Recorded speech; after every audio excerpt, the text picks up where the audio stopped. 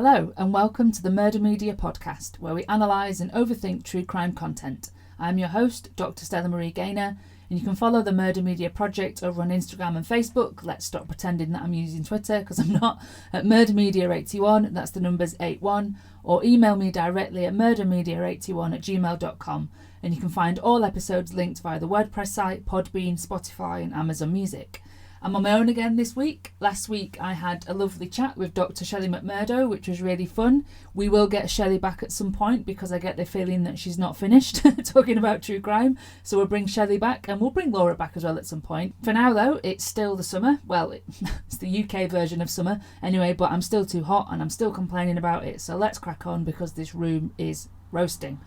I thought I would pick up on podcasts again this week. Shelley and I mentioned My Favourite Murder last week.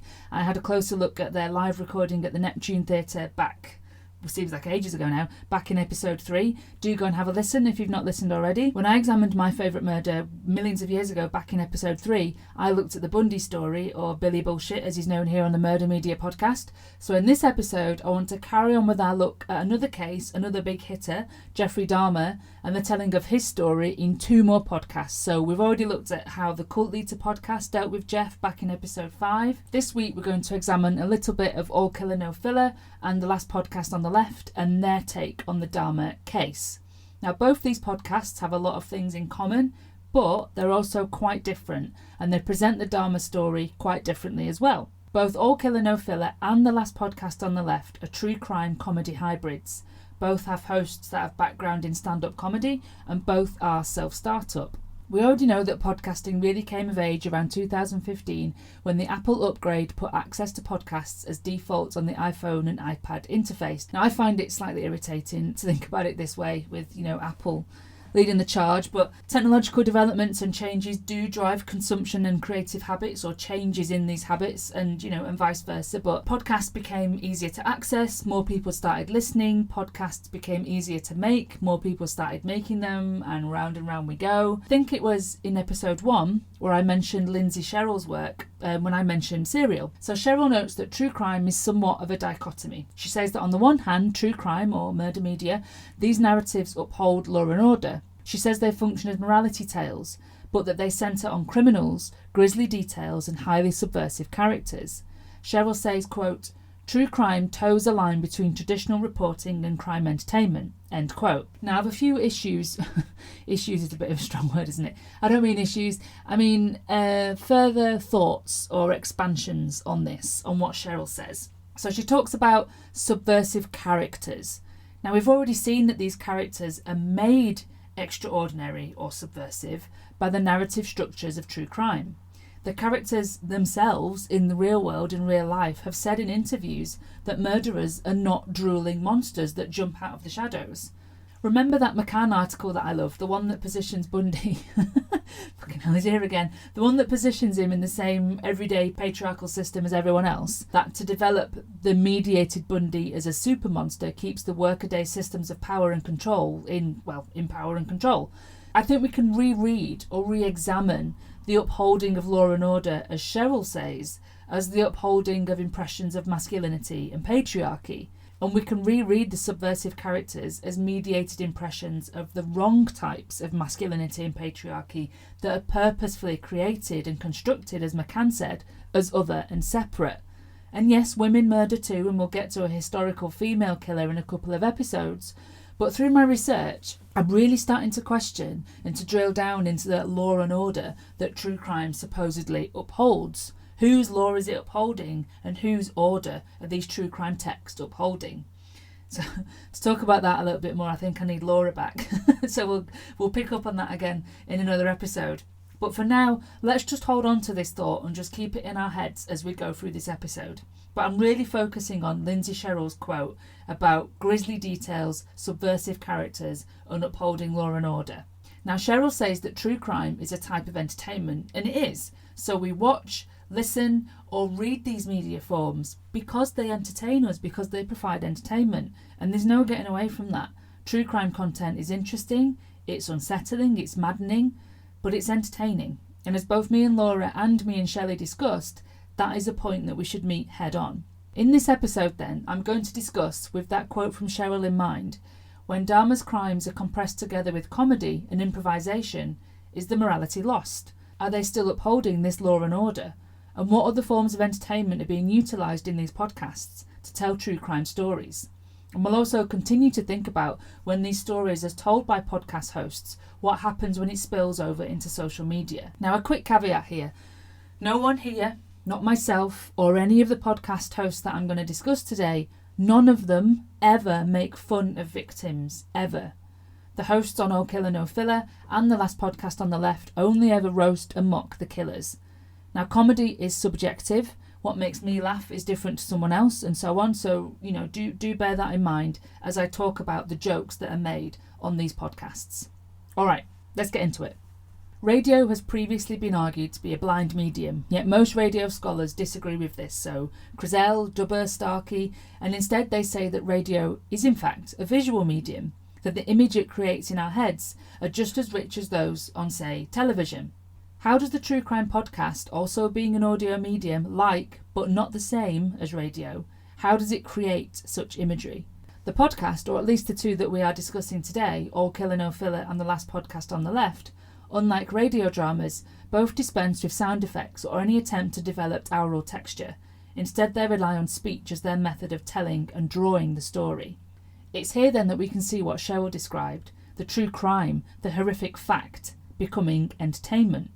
The hosts describe the murder or the cannibalism using elements recognisable from the horror genre, which we'll get deeper into in a future episode, and they also use their skills and talent as comedians, and they also use cultural touchstones from pop culture or social culture to implant this horror or crime imagery into the listener's mind, whilst laughing at the same time. Let's start with All Killa No Filla. Now, I'm going to refer to them as All Killa, and I'll refer to the last podcast on the left as the last podcast from now on, because I think that will save us all time, as they've both got quite long titles, and I know I'm a fine one to talk with the long titles of my book chapters, but I'm getting better at that. Anyway, All Killa, hosted by two female comedians, Rachel Fairburn and Kiri Pritchard McLean. Rachel and Kiri feature a different serial killer for each episode, with some cases needing to be multi-parters. Each episode starts with a disclaimer. Any fans of the show, collectively known as legends, they know this disclaimer off by heart, but it essentially says that they're doing this podcast out of an interest in serial killers, and they're not mocking any victims, and it, quote, stops us from writing to them in prison, end quote. Episode 10 of All Killa tells the story of Jeffrey Dahmer, who, if you don't know already, famously kept body parts in his apartment. He tried to make victims into zombies, and the cops found a head in the fridge, and in the bedroom there was a barrel with bodies dissolving in acid. The All Killa hosts use their skills as comedians to link points and facts in the Dahmer story, those grisly details that Cheryl notes, to relatable yet, for the most part, UK-centric points of social and popular culture. In questioning Dahmer's actions at putting bodies out for the bin men to collect, Kiri and Rachel muse on which bin he might put the body parts in. They conclude it's the green bin, as it probably counts as household waste. Now, this is a very UK-centric joke. We are obsessed with bins. When they go out, who puts the bin out first? Dahmer was also attempting to create some kind of shrine. Dahmer famously drew a picture of this intended shrine, which I'll put on the Instagram post for this episode. On Dahmer's plan for this shrine made from skulls and bones, Kiri and Rachel consider the plan and the overall state of his apartment. Let's have a listen to what they have to say. So he goes from killing a few people, and I think there was like 8 or 9 years between his first two killings. Yep. He kills 4 people in 1990 and 8 of them in 1991. And by 1991, he was killing about 1 person a week. He was, yeah. He was. It was like he was on a spree, yeah, more or less. Yeah, he got into a spree, hadn't he? And like his flat was insane. Like there was literally bodies piling up. Well, he's starting to get worried because his flat's starting to look like a terrible episode of Hoarders. There's piles of newspapers and dicks everywhere. Oh, I bet it stank. Well, it did. People were complaining. People complaining about and the police stench. came round and he said, "Oh, I've got tropical fish," and they went, "Okay." Oh, right, okay. But he's flushing like sludge down drains. He's boiled bits of victims. The neighbours are like, "What's going on?" He's got a saw as well, a bandsaw to cut them up. So apparently they were like, "We keep hearing thudding and we can hear saws going and it smells like dead bodies." And they're like, "It's gay business." Yeah, gay business. And they had acid dissolving remains in his flat. Ugh. All along, what he was planning to do was a little bit of interior design, really, because he wanted to build a shrine made of his victims' bones and skulls.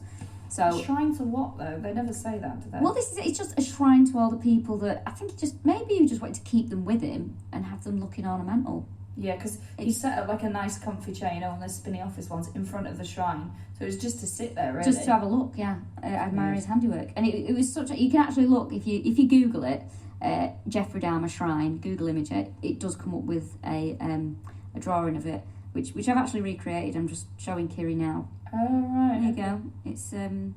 It's impressive, yeah. Yeah. It's like something Lawrence Llewellyn-Bowen would yes, do. Yes, it is. This is a feature wall and it really draws the eye. Okay, do we need that many dicks? He wanted to paint sort of some skulls as well, and he wanted 2 full skeletons there, and a black and white carpet, and all the rest of it.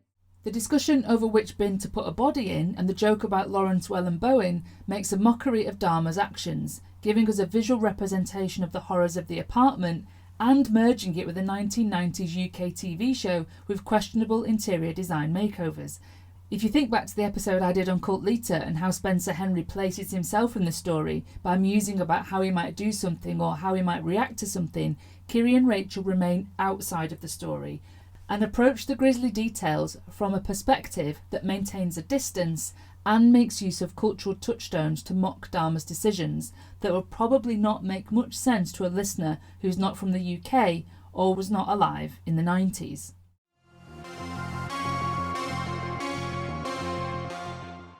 Dahmer was indeed monstrous, but the approach of All Killa to his crimes via comedic mocking removes his monstrosity. Kiri and Rachel mock Dahmer himself, first when in his teens he tried to dig up the corpse of a freshly buried classmate and found he couldn't because of the frozen ground. Rachel mocks Dahmer by saying in a whiny, childlike voice that the ground was too hard. Now, I'm not going to try and do the jokes or voices despite having just tried to do the voice. I can't do it as good as the actual podcast host. Please go and listen to All Killa. It is completely brilliant. Now later, when Dahmer finds himself having to sleep on Miami Beach, Rachel mocks him again in the same voice, and that he called his dad to come and pick him up and take him home because a rat ran over him. So for Rachel and Kiri, they reduce Dahmer to a pathetic individual who can't even deal with a simple little rat. Now let's have a think about All Killa as it spills over into social media. Now we got deep into the weeds of social media back in episode 5, and I won't bombard you with all that again. Go and listen to it again if you want. But it's really interesting, I think, anyway, to look at how fans of the show, how they kind of arrange themselves. And we can also think back to the Murderinos from My Favourite Murder and their support groups. Fans of All Killa, the legends, have arranged themselves into various groups on social media. Some of it's murder-based, but most of it is not. As All Killa moves across media, the legends have taken both elements of the podcast, the murder and the comedy, and detached them. In the podcast, the murder and the comedy is compressed together, but outside the podcast, these two aspects have been separated. For example, one Facebook page set up by the legends is for murder chat, and the others for comedy and mockery. One Facebook page is simply for the sharing of memes. Another is for emotional support for other legends who may have been traumatised. Another is for financial support in the wake of COVID. And another is, funnily enough, although I'm sure they don't take tips from Jeff, another is for interior design. So we can see similarities happening here with some podcasts. And of course, I've only looked at these two. By these two, I mean My Favourite Murder and All Killa, so I can't speak for all podcasts, but here we have 2 podcasts hosted by women, My Favourite Murder and All Killa No Filla, and both of them have fans that arrange themselves into groups that offer support and offer further explorations of themes, in this case, comedy. And I think that's really interesting, especially in the light of what both Laura and Shelley said about true crime development. Voices of women honouring other women and women passing true crime consumption down through generations as we look out for each other. I said I wasn't going to do fan studies, and here I am talking about fans again. So I need to get Bethan Jones on here. Bethan, if you're listening, will you come and help me with the fan stuff, please?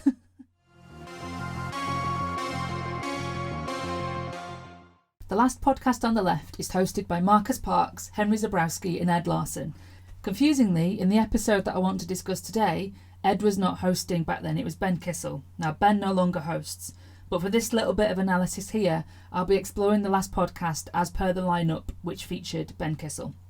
The last podcast on the left takes true crime and other real-world horrors like cults, aliens, cryptids, acts of terrorism, and tells the stories as forms of entertainment, or rather, infotainment. While the podcast has a strong focus on true crime, the hosts knowingly draw connections between true crime and the horror genre. Now, we'll look in more detail at the intertextuality of true crime and the horror genre in a future episode, with a look at films like The Butcher of Plainfield and streaming series like Dharma Monster. But I'd like to kind of open that discussion, or that thread of that research here, and then we can see how it's all connected. It all overlaps and it gets increasingly complicated as I try and map it out and go insane, and I try and arrange this into one book. But anyway, here we are. The creation of horror content has a long-standing lineage of self-made, low-budget productions, from early works by Wes Craven and Toby Hooper to the contemporary self-made, self-produced podcasts. Launching in 2011, the title of the last podcast acknowledges and plays with Wes Craven's ultra-violent and graphic 1972 horror film. The Last Podcast on the Left is so titled after the three hosts first bonded over their love of horror movies. But there are, while it's a fun title and it works, there are political and generic implications in this playful title, considering the content and reception of Craven's film and the content of the podcast. Wes Craven said, in Zinnemann's book, which I'll link in the show notes, Craven said The Last House on the Left was to challenge more mainstream glamorizations of violence, and that the film was in resistance and opposition to mainstream media representations that misled the public in the wake of Vietnam. The Last Podcast on the Left seeks to challenge more mainstream versions of real horrors, real cases, real crimes. The podcast tries to present the truth, however uncomfortable, and it is uncomfortable at times, with retellings of all manner of real-world horrors, an ambition that, owing to the freedoms from regulation, holds political potential, as the episodes cover subjects that might have been, shall we say, sanitised by mainstream media, or as we have seen with, say, other mediations of Bundy and Dahmer, making them into super monsters that are impossible to catch. The Last Podcast, where their episodes on Bundy or Dahmer, or even, say, the Oklahoma bombing, shift the narrative away from from this one man did this thing and it's an isolated incident, it's an anomaly, to a more contextual, historical, political exploration of what these people did and those grisly details, and remember, but also how it happened. Anyway, back to the horror, true crime, murder media connections. With The Last House on the Left tagged with the "Can a movie go too far?", the same might be asked of The Last Podcast on the Left. Combining comedy with tales of, as Lindsay Sherrill said, subversive characters, the podcast is very explicit. If you do go and listen and you've not heard it before, then I would advise you to brace yourself, basically. On The Last Podcast, I would say there are absolutely no lines, everything is fair game. That's not to say that victims or those traumatised are mocked, because they really never are, but no stone is left unturned and no decision, claim, move or horrific act by a murderer is left unmocked. Last podcast episodes have a formula by which Marcus scripts the storytelling of the case, Henry chips in with support, and Ben is coming in blind, as it were. So Ben functions, or he's positioned as the listener, so he's like us, and he reacts to what he's hearing. All of this is funny as it is, as all three hosts have excellent chemistry, they've got backgrounds in stand-up comedy and sketch comedy, but the crux of The Last Podcast on the Left lies in improvisation.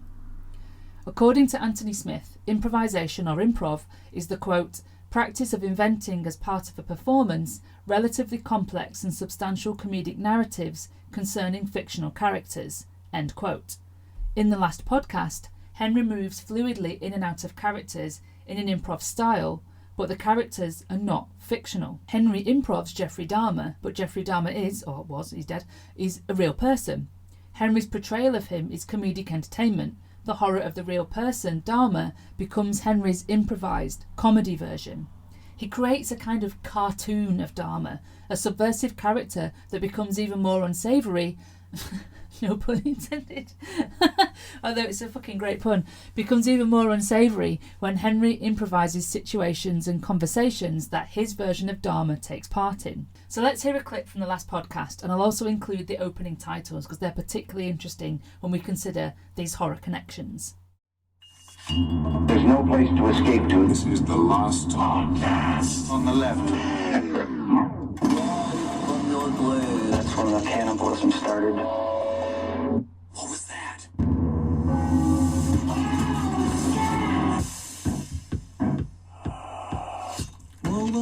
Oh, hope everyone's ready for the dinner party. I hope no one's allergic to penis. Human penis? Because if you are, then, well, you're gonna be hungry. There's some bread. Yeah, don't actually, maybe you shouldn't even eat the bread as well because I was playing with the penises with the bread. You gotta put the butt lard in the bread. What I did was I hung up the penises by like a clothing line, and then I would play the penises with the bread, kind of like they were marimbas. It was fun. I like to make cooking fun. Well, Mr. Dahmer, I don't think we have room for you here on the Food Network, but I think it's a great show idea. This is my other pitch. What we do is, right? But does it all involve human penises? We're not allowed to have a show where you cook human penises on the show. I think there could be a workaround to the human penis end. Right. But I think that mostly what I want is, okay, we get Tyler Florence, right? Yeah. I slid him from bush hair to Adam's apple, I'm going to say security. Security. We're going to have to get Mr. Dahmer out of here. Having fun with cooking. Thank you. Having fun with cooking with Mr. Jeffrey Dahmer will not be greenlit this season. However, I think they're looking for shows over at True TV. Okay. Goodbye, Mr. Dahmer. Thank you. Welcome to the last podcast on the left, everyone, and that's Marcus Parks. I'm Ben Kissel. We got a real entrepreneur over here. In that clip, we have the merging of the true crime and the horror genre in the titles, with lines from horror films interspersed with an excerpt from the Stone Phillips interview with Dahmer, where Dahmer says, "That's when the cannibalism started." Then Henry is Dahmer, talking about the cooking and eating of a penis, which Dahmer actually did, lest we forget, and in Henry's version, as a pitch to the Food Network. So the real horror of the situation, and it is truly horrible, the cannibalistic actions of this serial killer, they're rendered, I think anyway, hilarious into an improvised comedy sketch. Okay, I think it's time to sum up. Now, I can't go into every joke that is said in these two podcasts because they're so long and they are peppered with jokes. They're really funny. You know, I'm open in the research here and there'll be more detail in the book when it's written. But I think we can see here that we've got two versions of the Dahmer story, two versions that mock him. Both use comedy, but All Killa utilise their experience as observational comedians who use their quick and very dark wit to weave in UK-centric cultural touchstones as part of their navigation of the grisly details required by true crime. The last podcast presents us with a cartoon version of Dahmer, remixing the subversive character via the improvised performance of Henry Zebrowski. Both remove the monstrosity of the killer and in doing so render him powerless. The last podcast, I would also argue, in their pursuit to contextualise Dahmer in the bigger picture, also questioned the said law and order, and you'll have to go and listen to the podcast itself to really see what I mean, to look at how they place the Dahmer story in the wider context of the time period and the wider context of the homophobia endemic in the police. Dahmer will be brought back, as I said, when we look at Dahmer Monster, the Netflix series with Evan Peters, and the 2002 Dahmer film starring Jeremy Renner. That might be in the second series of the Murder Media podcast, though I'm not sure yet, honestly. But for today, I'm done. Let's leave it there. Thanks as ever for listening. Do share this podcast with anyone you think might be interested. Do follow on the socials, Murder Media 81 on Instagram and Facebook. Like and follow and comment and subscribe and all that bullshit. It really helps. And next week, I've got a choice. I've got two things that I could do. I could either attempt to discuss some comics that cover serial killers, which might be a bit of a task because comics are visual and this is audio, so how annoying would it be for you lot to look at the Instagram or Facebook post as you listen? Can I describe a comic panel or page in enough detail on a podcast? Or I could avoid all of that and instead do the historical one and its associated YouTube channel episode. That one's got ghost hunting as well. Maybe we'll do that one. I don't know. If you've got a preference, let me know, or maybe I'll just do both. I'm struggling to think now because I'm really hungry. So I'm going to go and get lunch. Hope you have a good week and goodbye.